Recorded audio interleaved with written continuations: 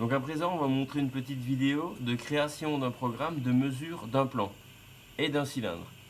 Donc comme tout à l'heure, on va déjà activer le répertoire de stockage du programme, but GMP2. On va activer le mode apprentissage. Voilà. Ensuite, on va choisir un nom de programme, nouveau programme pièce. Donc par exemple, mesure, plan, cylindre. Voilà. OK.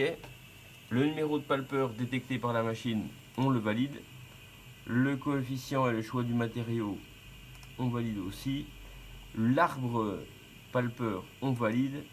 Et maintenant, on va aller récupérer le numéro de programme de dégauchissage qu'on a créé précédemment, à savoir 8889, qui va nous permettre, une fois activé, d'avoir des pilotages de trajectoire de palpeur par rapport à un 0,0 accroché à la pièce. Donc là, les vitesses de déplacement machine qu'on confirme. Et puis cette fois, on va là définir un format de fichier de sauvegarde des résultats. Donc la procédure n'est pas hyper simple. Il faut déjà remonter dans le répertoire Mitutoyo France, voilà, pour pouvoir récupérer le format qui va bien, à savoir rapport horizontal. On va expédier en fichier Excel et non pas à l'imprimante. Voilà, et donc fichier Excel qu'on va aller stocker dans le sous-répertoire. Donc but de 2022 des étudiants GMP sur le sous-répertoire document. Donc le nom comme on veut, essai, par exemple, voilà. Il faudra juste vous en souvenir, quoi, ou aller récupérer votre fichier de résultats. Et on termine. Voilà. Donc dans toute procédure de palpage, on va effectuer des points d'approche, de manière à ne pas aller en ligne droite entre le point de départ du palpeur, qui est souvent la position repos de la machine, à l'élément à palper. Donc pour ce faire, on va choisir ici dans le menu l'icône déplacement. Donc déplacement qui va nous permettre de faire un déplacement en absolu à une position d'arrivée qu'on va indiquer. Donc si vous ne voulez pas vous embêter, si vous ne connaissez pas précisément les coordonnées auxquelles vous voulez arriver, eh bien vous prenez les joysticks d'une main, vous déplacez le palpeur à la position du point d'arrivée souhaité, même si elle est approximative, c'est des points d'approche. Voilà. Par exemple ici.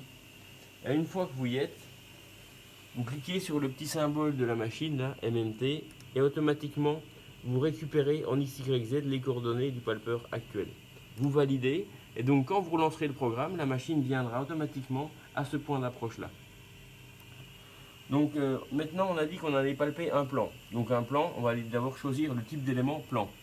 Dans la barre d'éléments, donc on a des points, des droites, des cercles, des plans, des cônes, des sphères, des cylindres, et puis des cylindres épaulés. C'est les seuls éléments qu'on peut palper avec cette machine. Et avec ça, il faut se débrouiller pour mesurer toutes les pièces qui existent. Donc plan. Donc on va lui donner un nom. Donc comme on l'a inscrit sur la pièce, vous le verrez tout à l'heure, P1. Donc on va le nommer plan P1. Voilà, plan P1. Et puis c'est tout ce qu'on indique à la machine pour le moment. Donc là, le plan P1 est ouvert. Maintenant, pour construire un plan, il faut des points. Pour récupérer des points, on a plusieurs stratégies sur cette machine. La première consiste à récupérer des points suivant des droites, sur le long desquelles la machine va aller palper un ensemble de points qu'on va définir.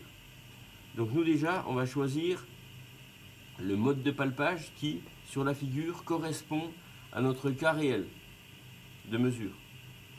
Donc dans notre cas, on le verra sur la pièce, c'est cette orientation-là qui nous intéresse. Pour cette orientation, on va définir les coordonnées du point de départ de mesure, ici l'origine de la mesure, donc XYZ. On va définir le nombre de points, par exemple 6, voilà, et la longueur de mesure que je veux utiliser pour définir ma droite, par exemple 40 mm. Les coordonnées des points de départ de la mesure, je ne les connais pas non plus. J'imagine que je n'ai pas le plan CAO. Donc qu'est-ce que je fais comme tout à l'heure? À l'aide du joystick, je vais positionner le palpeur à l'origine de la droite que je veux palper, ici grossièrement, à l'aide de la petite touche magique, hein, MMT ici, je récupère automatiquement les coordonnées X, Y, Z, mais je sais que grâce à mon repère de dégauchissage, le Z0 il est sur la surface supérieure de la pièce. Je connais la profondeur de la poche de ma pièce qui est de 10 mm. Donc j'ai juste à indiquer ici à la machine le Z précis à -10 pour qu'elle aille détecter le contact en fond de poche. J'active la mesure, ok, et là, la machine va aller palper 5 points sur 40 mm de long en fond de poche. Voilà.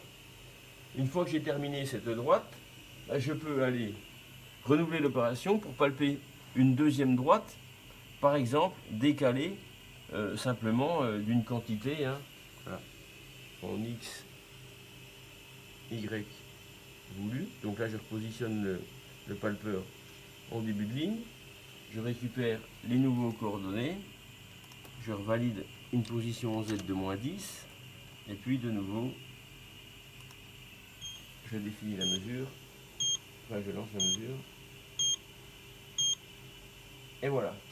Donc je vois à l'écran que pour le moment, j'ai deux rangées de points, de 6 points, pardon, avec lesquels je pourrais construire un plan. Alors c'est suffisant, certes. Et si on veut encore améliorer la chose, on peut rajouter des points qu'on va les récolter cette fois-ci en faisant des trajectoires circulaires. Voilà. Donc c'est tout aussi simple. Je définis un nombre de points à palper sur le contour de mon cercle. Je définis le diamètre de mon cercle, donc par exemple ici 30. Je définis les coordonnées du centre ici de mon cercle approximatif. On corrigera après. Donc ici, ouais, 33, 33. Et puis Z il a -10. Donc j'imagine que ouais, c'est peut-être un 35, 35. Bref, on va essayer comme ça. Voilà, on est parti. Et là, la machine va palper, suivant un cercle, les 12 points uniformément répartis.